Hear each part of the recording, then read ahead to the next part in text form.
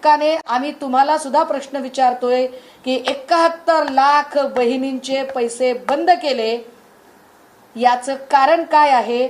आणि हे साधारणतः 255 कोटी 60 लाख रुपये तुमच्या लाडकी बहीण योजना तुम्हाला सुद्धा वाटते का तुमचे पैसे सुरूच राहावं? तर हा व्हिडिओ तुमच्यासाठी खूप महत्त्वाचा असणार आहे लाडक्या बहिणींनो, कारण अपात्र बहिणीची दखल घेतली आहे आणि महिला व बालविकास विभागाला आता प्रश्न सुद्धा विचारलेला आहे. ज्यांची ई-केवायसी झाली नाही किंवा नवीन ई-केवायसी संदर्भात काही सध्या अपडेट येत नसल्यामुळे लाडक्या बहिणींमध्ये नाराजी आहे. नवीन ई-केवायसी महत्त्वाचे अपडेट असणार आहे, कारण नवीन ई-केवायसी करण्यासाठी 71 लाख लाडक्या बहिणी वाट पाहत आहेत. जवळजवळ 71 लाख लाडक्या बहिणीचे लाभ बंद झाले आहेत व यावरती प्रश्न विचारल्यानंतर नक्कीच लाखो लाडक्या बहिणींना दिलासा मिळणार आहे. लाखो लाडक्या बहिणींना अपात्र करण्यात आलं आहे की कारण लाडकी बहीण जेव्हा सुरू झाली होती त्यावेळेस सरकारने सरसकट सर्व लाभार्थी महिलांना लाभ दिला. त्यानंतर महिलांची पडताळणी सुद्धा करण्यात आली, पण ज्यावेळेस इलेक्शन होते त्यावेळेस सरसकट सर्व लाडक्या बहिणींच्या खात्यामध्ये पैसे आले. इलेक्शन नंतर लाडक्या बहिणींची पडताळणी सुरू झाली. ज्या महिला निकषात बसत नाही त्यांचे लाभ बंद करण्यात आले. त्यानंतर लाभार्थी महिलांना KYC करणे अनिवार्य केले होते. KYC न केलेल्या महिलांचे लाभ बंद करण्यात आले आहे. याचसोबत अनेक महिलांची KYC मध्ये जे काही चुका झाल्या होते त्यांना लाभ तात्पुरता बंद केला व त्यांचे पैसे पेंडिंग हप्ते जमा होणार सांगितले होते, परंतु अजूनही त्यावरती अपडेट आलेली नाही. कारण पेंडिंग पैसे सुद्धा लाडक्या बहिणीचे हक्काचे पैसे हे मिळाले पाहिजेत. ज्यांचे लाभ तात्पुरते बंद केले होते त्यांना KYC दुरुस्ती प्रक्रियेची संधी देण्यात आली आहे, पण ज्यांची KYC झालीच नाही त्यांना सुद्धा इथे संधी दिली पाहिजे आहे. कारण 71 लाख लाडक्या बहिणी म्हणजे खूप मोठी संख्या आहे व 71 लाख महिलांचे लाभ सध्या बंद करण्यात आले आहेत. त्यातील काही महिला निकषात बसत नाही तर काही महिलांची KYC झाली नाही.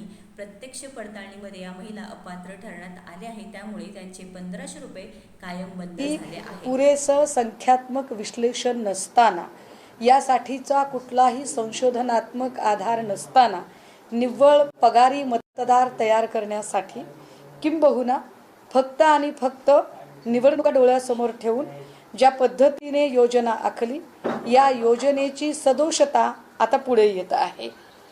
या योजनेमध्ये सुरुवातीला असं सांगितलेलं होतं की प्रत्येक महाराष्ट्रातली लाडकी बहीण, प्रत्येक स्त्री ही लाडकी बहीण योजनेची लाभार्थी असेल आणि त्याच्यामध्ये फक्त त्यांनी वयाची अट सांगितली किंवा 65च्या पुढे त्या बहिणी या योजनेच्या लाभार्थी नसतील आणि साधारणतः 21 ते 65 असं ढोबळमानाने त्याची कॅटेगरी ठरवली.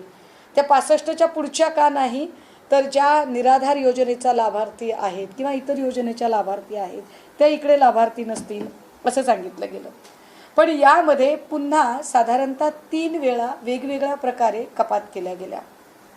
यातली पहिली महत्त्वाची जी कपात होती ती 26 जुलै 2025ला कपात केली गेली. 26 जुलै 2025ला साधारणतः 26,34,000 महिलांना लाडकी बहीण योजनेतनं अपात्र ठरवलं गेलं. मला आश्चर्य वाटतं की ज्या महिला बालविकास खात्याच्या मंत्री आहेत आदिती तटकरे, या क्रेडिट घेण्यासाठी फार सरसावून पुढे येतात.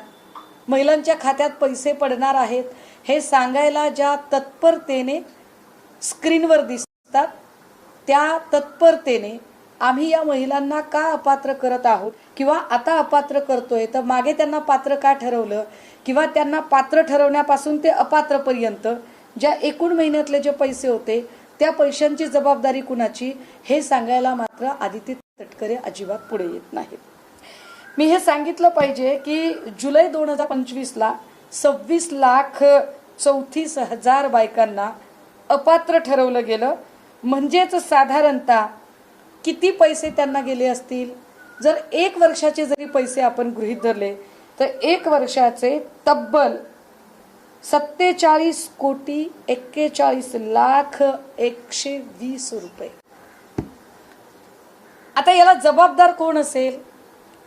ज्यांनी बॅनर लावले लाडक्या बहिणीचे ते श्रीयुत देवेंद्र गंगाधर फडणवीसची, श्रीयुत एकनाथ संभाजीराव शिंदेची, की दरवेळेला स्क्रीन समोर येणाऱ्या आदिती सुनील तटकरेची, कारण जर तुम्ही क्रेडिट घ्यायला फार तुमच्या बाया फुरफुरत असतील आणि तुम्ही पुढे पुढे करत असाल तर या योजनेमध्ये जो सावळा गोंधळ झालाय आणि यामुळे सर्वसामान्य लोकांच्या खिशातले जे पैसे गेलेत त्याला जबाबदार कोण असेल?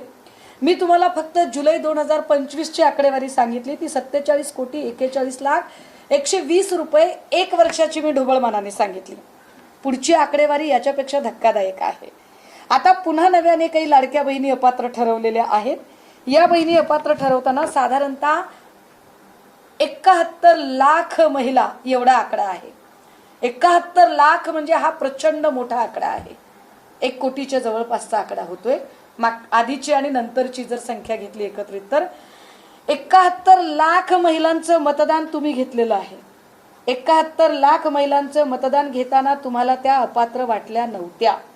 71 लाख महिलांना मतदार म्हणून त्यांना गोंजारताना, त्यांच्या खात्यामध्ये पैसे टाकताना प्रत्येक वेळेला दर 3 महिन्यांनी ज्या आदिती तटकरे स्क्रीन समोर येत होत्या आणि कसे पैसे मिळणार आहेत हे सांगत होत्या, त्या आदिती तटकरे आता 71 लाख महिला कशा अपात्र झाल्या हे सांगायला कधी येणार आहेत? कारण 71 लाख महिला जेव्हा अपात्र ठरतात तेव्हा साधारणतः एका महिलेला महिन्याला 1500 रुपये म्हणजे वर्षाला 18,000 रुपये मिळतात. एका वर्षाचे एका महिलेचे 18,000 रुपये म्हणजेच 71 लाख महिलांचे एका वर्षाचे 127 कोटी 80 लाख रुपये होतात. हे एका वर्षाचे झाले. योजना 2 वर्षांपासून चालू. जर 127 कोटी 80 लाख रुपये एक वर्षाचे, तर याचा दुसरा अर्थ असा आहे की साधारणतः 254 कोटी, परत या 80-80चे जर आपण 160 केले तर साधारणतः 255 कोटी 60 लाख रुपये. या 255 कोटी 60 लाख रुपये कुणाच्या खिशातनं दिले? आमचा प्रश्न आहे आपल्याला सरळ सरळ की हे पैसे देवेंद्र फडणवीस यांच्या खिशातनं गेले का? हे पैसे एकनाथ शिंदेच्या खिशातनं गेले का? हे पैसे आदिती सुनील तटकरे यांच्या खिशातनं गेले का? जर तुमच्या तिघांच्याही खिशातनं पैसे गेले नसतील तर या पैशाच्या जीवावर बॅनर लावायचा अधिकार तुम्हाला का होता? आणि जर तिघांचं म्हणणं असेल की नाही पैसे आमचे गेलेत, जर तुम्ही तिघांनी पैसे खर्च केलेत तर आम्ही काही तुम्हाला विचारणार नाही की बाबा हे 255 कोटी 60 लाख रुपयांचं काय झालं. पण हे पैसे ज्या आम्ही सगळ्या महाराष्ट्रातल्या गोरगरीब जनतेने पोटाला चिमटा घेऊन जे तुमची लाईट बिल भरली, घरपट्टी भरली, पाणीपट्टी भरली, प्रॉपर्टी टॅक्स भरला, रोड टॅक्स भरला, टोल टॅक्स भरला, वेळोवेळी तुम्ही जे औषधांवर कर लावले, गॅसची महागाई केली, पेट्रोलची महागाई केली, डिझेलची महागाई केली आणि या प्रत्येक तुम्ही मोबाईलचं रिचार्ज वाढवलं, तुम्ही अगदी कर्मणूक कर म्हणून तुम्ही टीव्हीच्या रिचार्ज मधले पैसे वाढवले. ह्या सगळ्या पैशातनं जे आम्ही तुम्हाला पैसे दिले, किती दिलेत? 255 कोटी 60 लाख रुपये. कसा आला आकडा तो तुम्हाला मी सांगितला. हे 255 कोटी 60 लाख रुपये तुमच्या तिघांपैकी भरणार कोण? तुमच्या तिघांपैकी याची नुकसान भरपाई कोण करणार? एकनाथ शिंदे तुम्ही करणार आहात का? देवेंद्र फडणवीस तुम्ही करणार आहात का? की अत्यंत गोड बोल्या साखर झेल्या अशा आदिती तटकरे ताई करणार आहेत?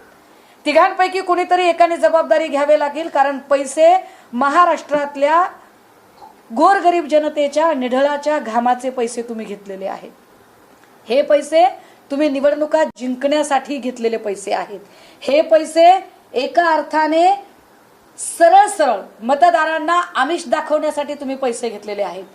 हे पैसे जर इतरांवर आपण फ्रॉडच्या केसेस करत असू तर निवडणुकीच्या आधी एवढ्या महिलांना लाडक्या बहिणीचं आमिष दाखवून आत्ता निवडणुका जिंकून झाल्यावर सगळ्या निवडणुका तुमच्या संपल्या, महापालिका संपली, जिल्हा परिषद संपली, नगर परिषद संपली, विधानसभा संपली आणि अचानक तुम्हाला 71 लाख महिला, आता तेही आम्हाला संशोधन करावं लागेल की 71 लाख महिला कुठल्या अपात्र केल्यात तुम्ही?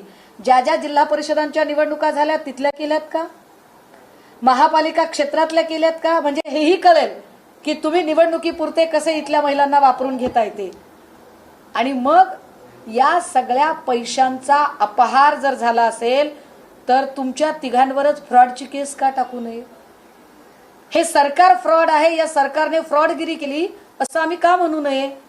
याची उत्तरं तिघांनीही द्यावी लागतील. तुम्ही तिघे ही उत्तरं द्यायला बांधील आहात. येणाऱ्या काळात जर याची उत्तरं मिळणार नसतील तर आम्हाला हाच प्रश्न घेऊन रस्त्यावर उतरावं लागेल. तुम्हाला जाब विचारावा लागेल. तुम्हाला वाटेल तेव्हा तुम्ही लाडक्या बहिणीचे पैसे टाकाल आणि तुम्हाला वाटेल तेव्हा तुम्ही योजना बंद कराल. तुम्ही वाटेल तेव्हा जनतेची फसवणूक कराल. आणि जर एकनाथ शिंदे, देवेंद्र फडणवीस, आदिती तटकरे या सगळ्यांना जर वाटेल की तुम्हाला कोणी प्रश्न विचारायला नाहीये तर असं नाही.